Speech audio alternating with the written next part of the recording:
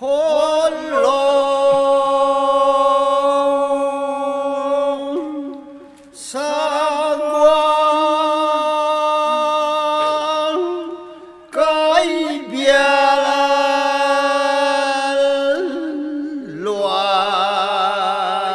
loài ngao là liao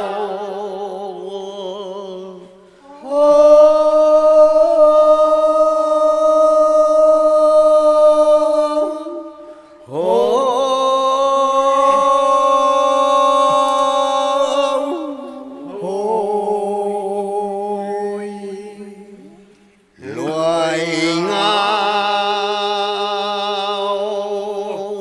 là liao mai son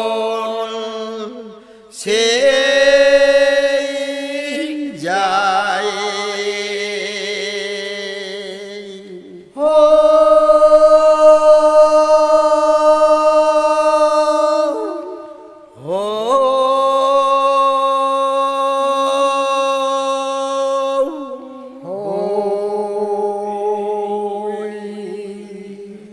loài ngao nan nàng an bua an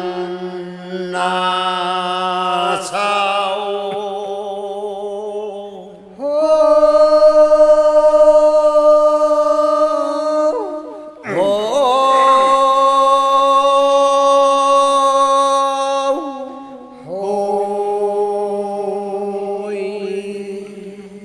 giải lô